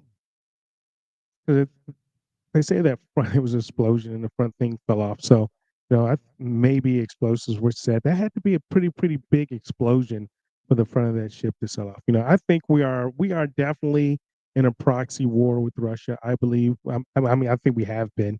Ever since we've been helping Ukraine, we're in this proxy war. We're in World War III, and how long is Putin going to take being punched in the face, being bit, being poked? How long before he really hits back? And they have hypersonics. He's already put it out there. They have hypersonics. They launched some hypersonics, some shit that we can't see, some stuff that we can't shoot down. Okay, that he launched in Ukraine. In Ukraine, and was it good guys? Was it bad guys? Was it the three-letter agency that sinked it? Was it the three-letter agency that was shipping the shit? We don't know, man. Our CIA is. Our government is so black opish. Our CIA plays both sides. They play both sides of the equation. We just helped Al Qaeda take down Assad in Syria. We just helped Al Qaeda take down Assad in Syria. Did you guys know that? Do you guys understand that? That the people that we've been fighting in Afghanistan, Al Qaeda, that we fought for 20 years in Afghanistan, that we, supposedly bin Laden, who was a CIA asset at one point, who we actually helped fight against the Russians with the Mujahideen in the 70s, that it's come full circle where we helped an Al Qaeda group take down Syria. And you see what's happening in Syria now. It's like the Wild Wild West in Syria. It's like the Wild Wild West in Syria. And to me, I know the bigger picture. The bigger picture is to help Israel, greater Israel. The IDF, they're wearing the patches on their uniforms right now. Greater Israel. Greater Israel. Well, here's a couple other videos that I did download though that I want to show you before I get to the other one. Let me see what order I want to put these in. Okay. All right. So this is my man Steve Bannon. This is my man Steve Bannon on the I love Bannon. Bannon is my dude. So this is Steve Bannon on Vivek and Elon, pretty much. Okay. On Vivek and Elon, what he, his take on H-1Bs, his take on illegal and legal immigration. Crashing of the MAGA movement. You're calling the MAGA movement racist? How dare you? With the coalition now is starting to build. We have African Americans and Hispanic families, African American men, finally starting to red pill and awaken. And at that moment, you're going to throw the racism card out? Are you kidding me? You think we're going to tolerate that? We're not going to tolerate it. And I don't care. In that regard, I don't care how big a check you wrote. And that was straight to Elon. I mean, because Elon started saying this shit's racist. I mean, come on, dude, you sound like a fucking liberal. I mean, we know he was a liberal and he was a Democrat, but dude, that's what the Democrats do. That's what the Democrats do. That's the first thing they do when they don't get their fucking way and they don't get, what they think they deserve. They start hollering racism. And Elon Musk did the same shit. Elon Musk did the same shit. And then don't forget, he told us to go fuck our faces, go fuck you, fuck ourselves in our faces. I'm like, dude, yeah, Steve Bannon is right. You can't do that, man. That's what I'm saying. You can't do that to this movement. This movement is not Elon Musk. I don't give a shit how much money you sent Trump. I don't care. I don't care how much money you sent Trump, because this is the Trump that I remember. Okay. This is the Trump that I remember. This is the Trump that I support, and on this issue. I think, and I know the H-1B very well, and it's something that I frankly use, and I shouldn't be allowed to use. We shouldn't have it. Very, very bad for workers. And second of all, I think it's very important to say, well, I'm a businessman, and I have to do what I have to do, and it's sitting there waiting for you, but it's very bad. It's very bad for business in terms of, it's very bad for our workers, and it's unfair for our workers, and we should end it. Oh, that was Trump 2016. That was Trump in 2016. And okay, so that was Trump 2016. And now I suppose, I guess Trump put out a statement the other day, and I don't know if it was Trump or not. I hear, I supposedly he put out a statement. I haven't heard him say it. I read something on a statement. I don't even know if I've seen it on Truth yet, that he supports the H-1B visas and all of this shit now, so I don't know. Elon did say that. Elon lost his head there for a minute. Elon did say it, Yeah, see, but I saw the New York Post article, Mimic 47. Hey, welcome to the Lions Den, by the way. I did see that article, and that's what I say. I haven't seen it posted. I have not seen Trump post that on Truth. And normally I wait for a Trump post on Truth Social before I believe anything that Trump says, because Trump will put it out on Truth Social, on Truth Social first. So I'm not sure, this New York Post, and he employs HB1 workers. Yeah, he did in 2016 said that he employed them. I mean, just in that video right there, he said he uses it. He shouldn't use it, but as a businessman, he does. And that's and that's the bullshit part. I honestly have a solution for low skilled workers. For low skilled worker jobs, I have a solution for that. There's enough. Because they talk about prison reform, right? We have enough nonviolent criminals, truthfully, in the juvenile system, right? And in the prison system, a lot of nonviolent criminals that, guess what? You put them on the payrolls of these companies, on these low-skilled companies, right? And you pay them a wage. You pay them at least minimum wage, right? You give them a work release program, put them on minimum wage, and that money goes into a specific account for them to be available upon their release date. Okay. So, and here's what that does. One, it gets them out of the prison.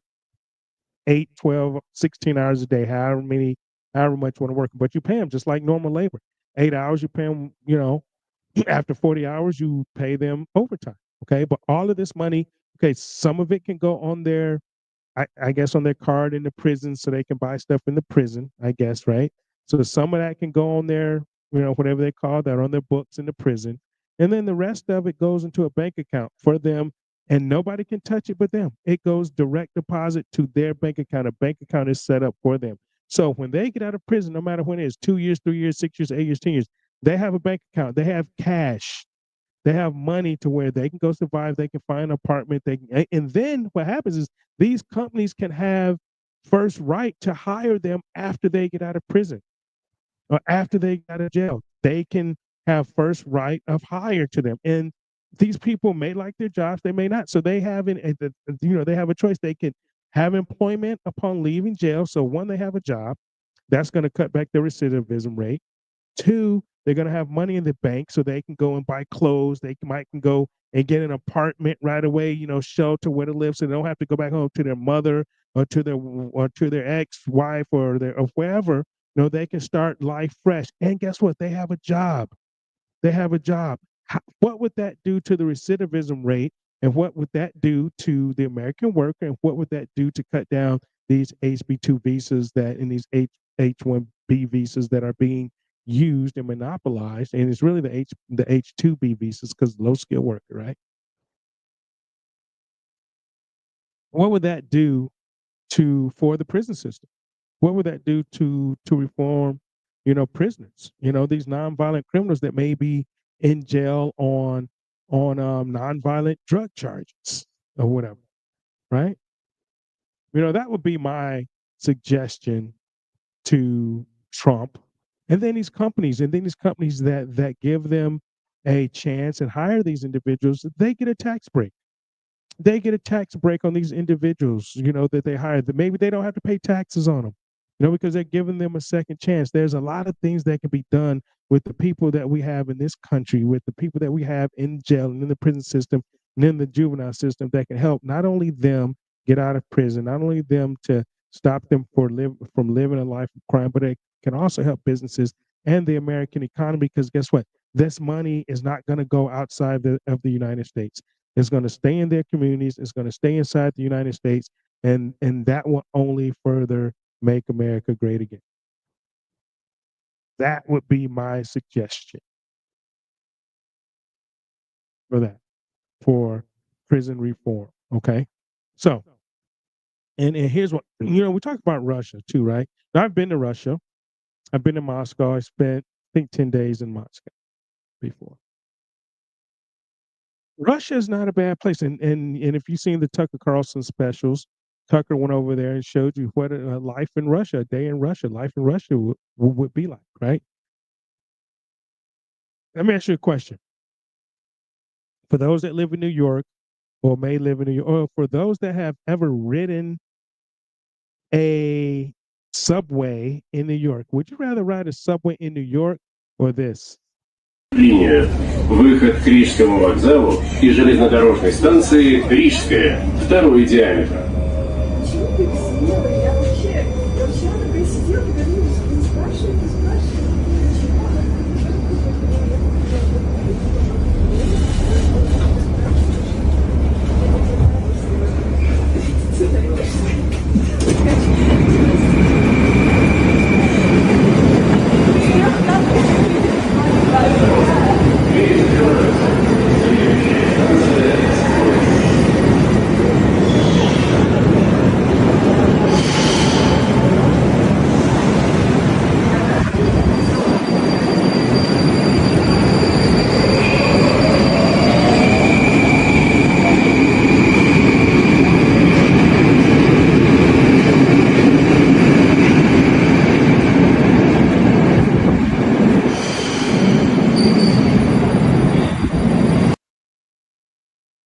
That's the subway system in Russia.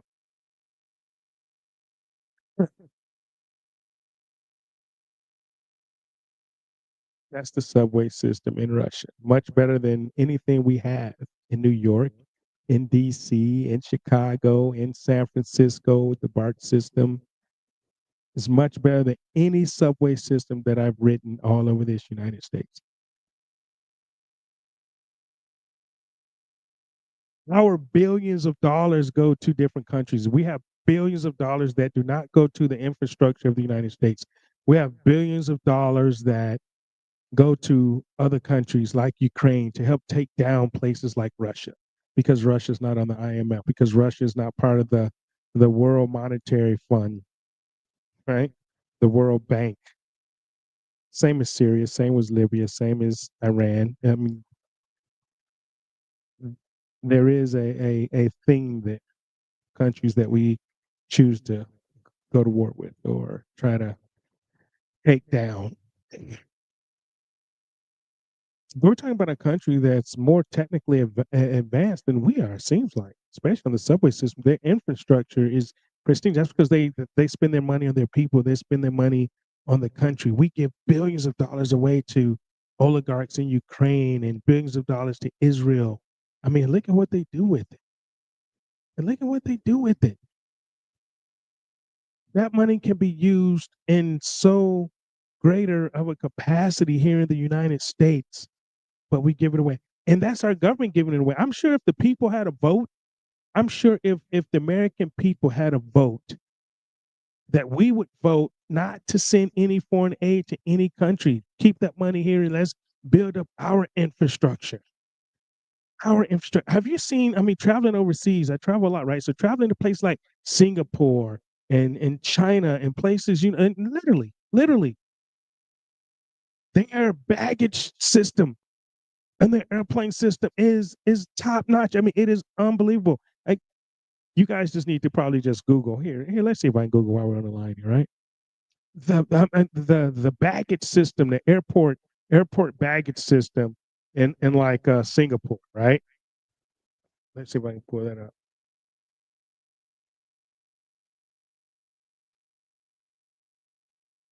Let me see if I can get a good video. But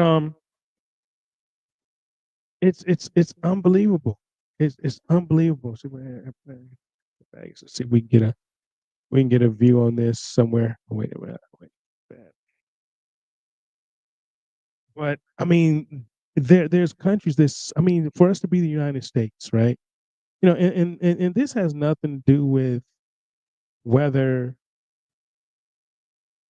you know, we're smart, dumb, or whatever, as you know, Vivek would say that we're lazy, you know.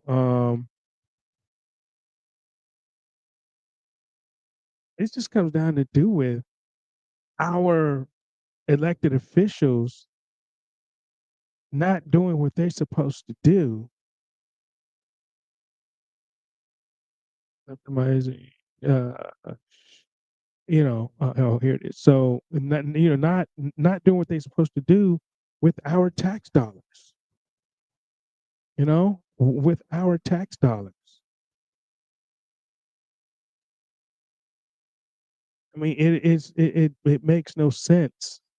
I can't find the right video. It makes no sense that um our infrastructure and everything that's going on here in the United States is how it is. And this is how they handle luggage over here too. Let's see. All right. Shanghai. Let's see here. Some of you guys are just gonna freak out over this. Let's see here.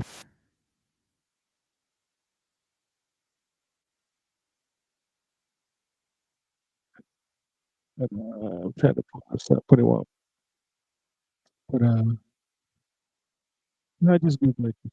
Shit. But they have some really fancy come on, man, stuff over here. But I really was trying to find out because I saw this video and I can't find it at the moment. But I mean, but their baggage system is like unbelievable. Is unbelievable about what goes on over here. I mean, and we can have that here in the United States, but we waste so much money. Our elected officials and our um elect, our systems over here and our people that's in charge of our systems I don't think they have the best interest of the best interest of the American people. The American people. I honestly don't believe that, and it's unfortunate. It's unfortunate. So, but I gotta find the right video, so you just have to go check it out. But trust me, it is badass over there. The way they take care of the luggage, at the airport, it's like trying. They have the guys, sitting there at your bag. Your bag is very important. They sit it up right, or they make sure it's straight on the conveyor belt. Is unbelievable. Hey, Broadcast Network, what's happening? I see you over there. Rumble. I just have to go to Rumble, check out the chat. But I'm glad to see your Broadcast Network over there. And but I mean, here in the United States, we just waste so much money. So, then we talk about Russia, we talk about Putin. I mean, and you can say what you want. I'm not a Putin sympathizer or anything like that, but I think Putin cares more about his people than our government cares about Americans. You know, that's what I think. That's what I think. And like Carolyn said, look at what our ancestors did for 3% tax on tea.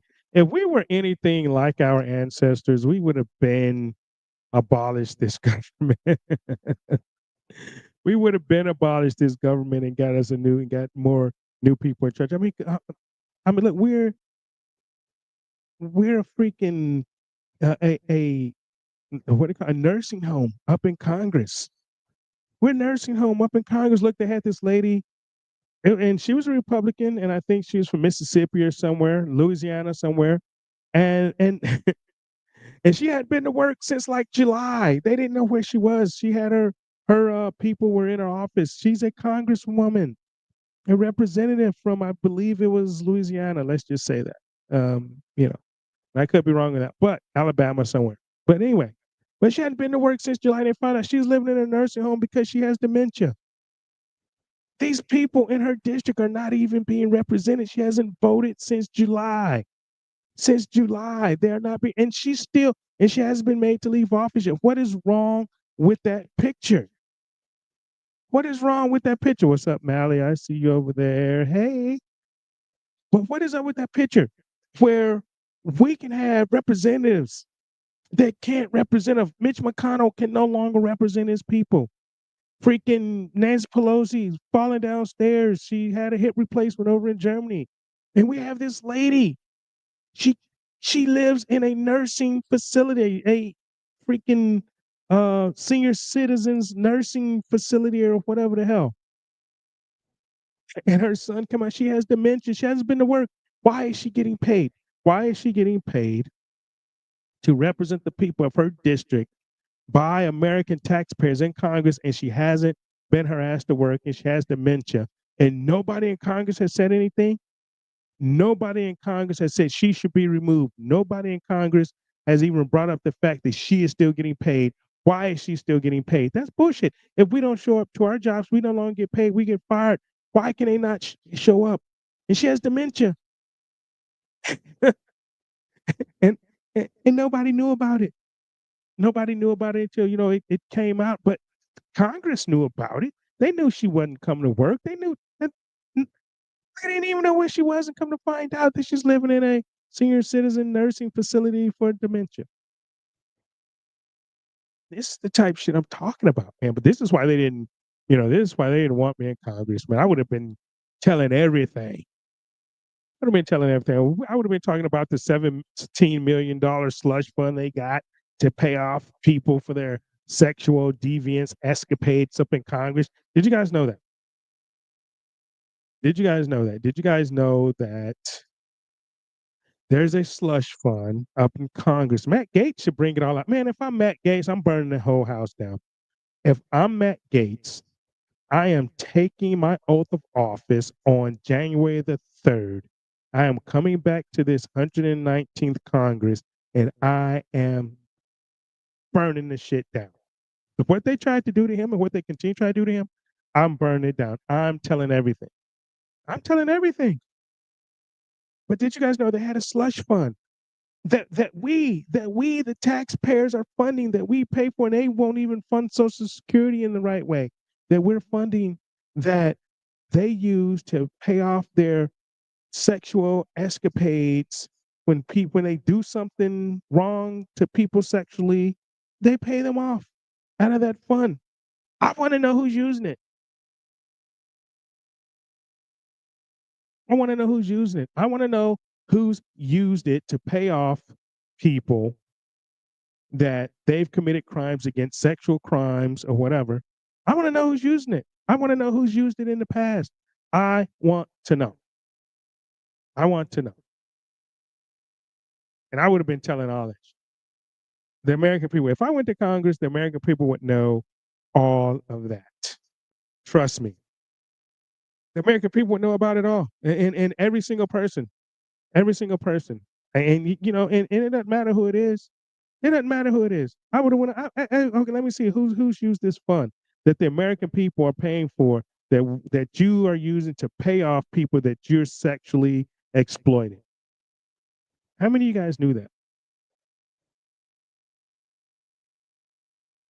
I'm going down the chat now. Russia is beautiful, by the way.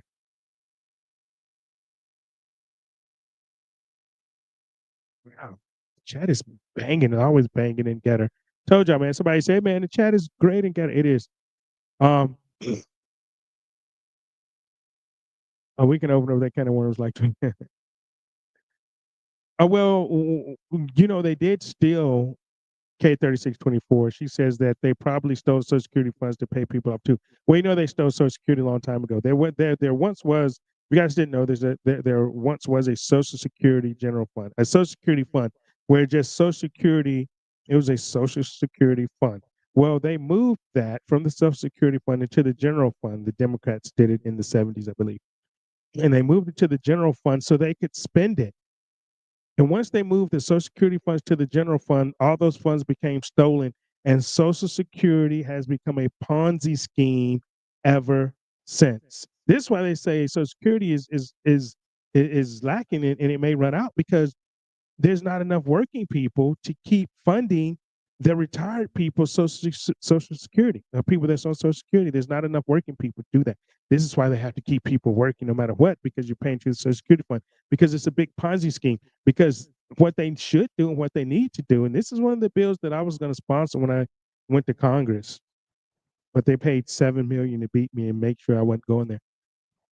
But I was going to sponsor a bill that before we paid out any other foreign aid or anything to any foreign country, that we put that money back and refund the Social Security fund account and move that money back to the Social Security and don't touch it.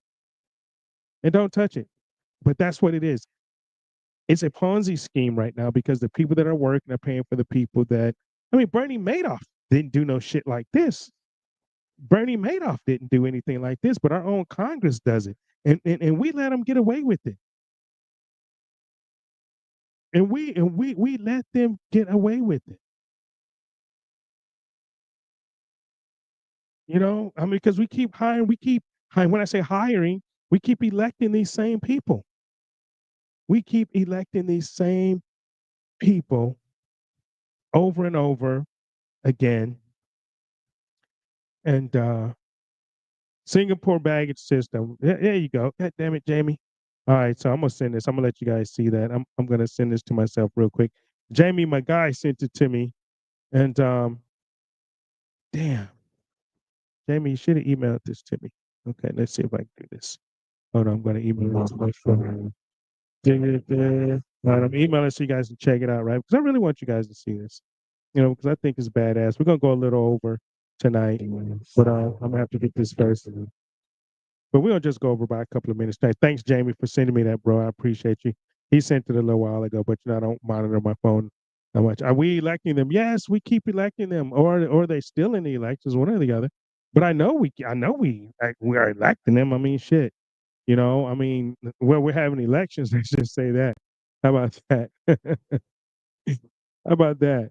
You know, I don't know if we're electing one or not, but I know I lost my election to one. Okay, so I'm gonna go ahead. Jamie's the bomb. That's my dude. Thanks, Jamie. Here's how it comes up.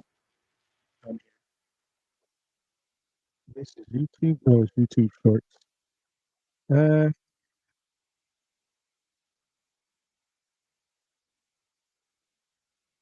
to bring this up bigger.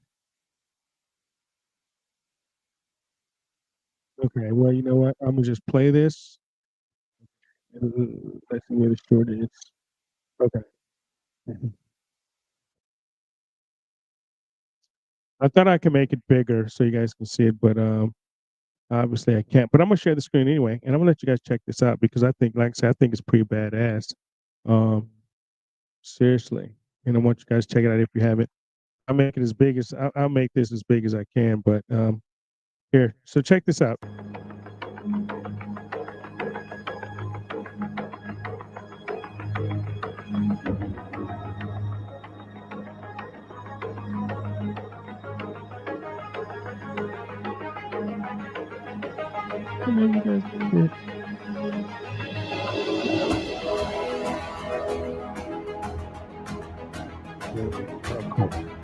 Yeah, made a little bit.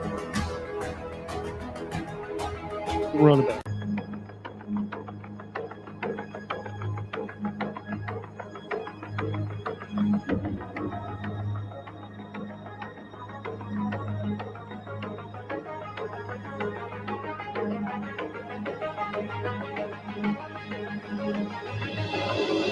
You got traffic lights on it, man. It is. And they take really good care of their luggage too. Very good care. They don't throw your luggage up there. They actually place it there pretty nice. I saw a video of how they do that too.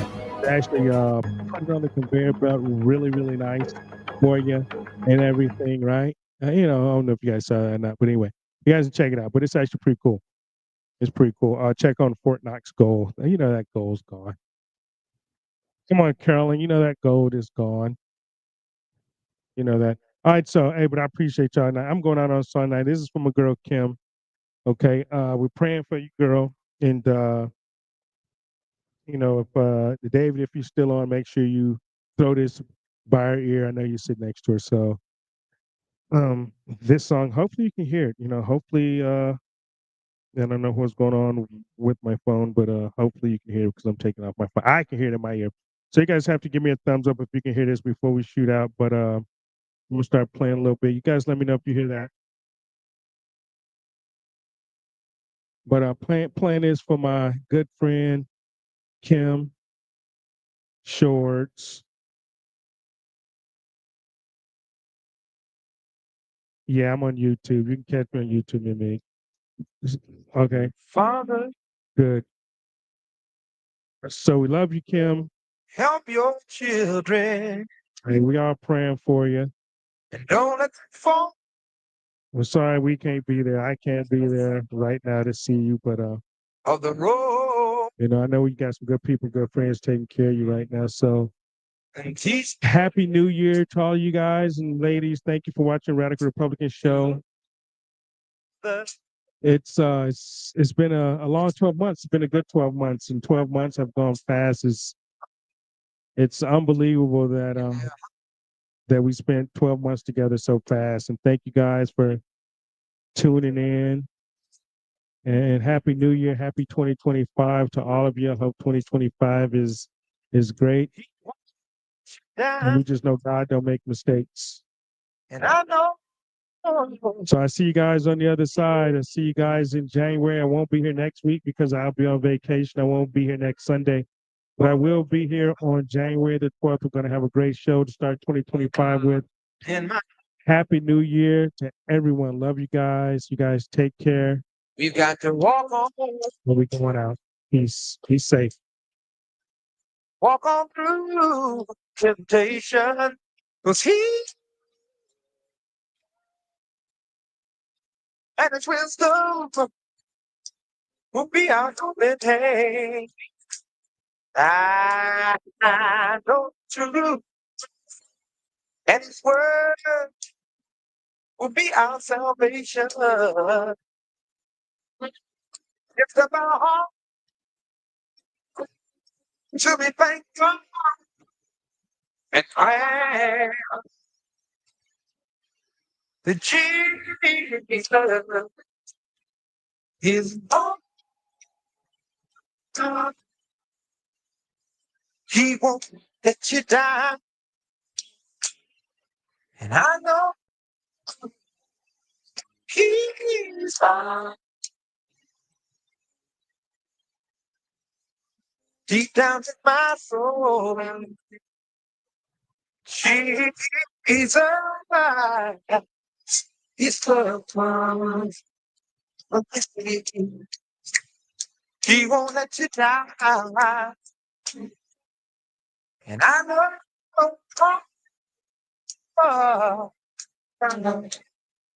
He's mine, forever. In my help me. Fall.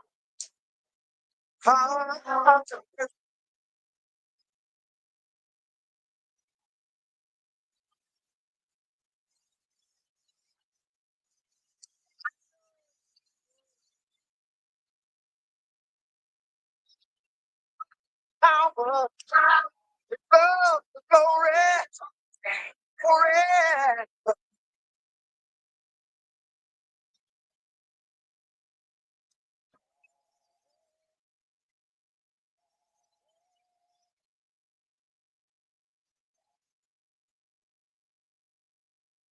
Follow your star, wherever it leads me. I don't mind, Lord. I hope you don't mind. I can walk with you, talk with you, do all the things you want me to do. Cause I'm with you. I know the time.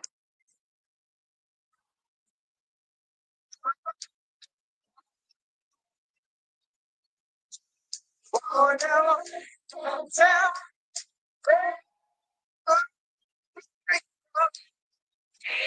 who can bring it show. Can turn your life around.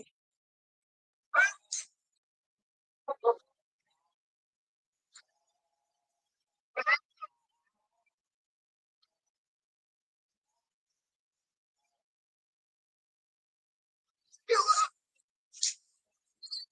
ready for who's stand beside you. Who'll never fall.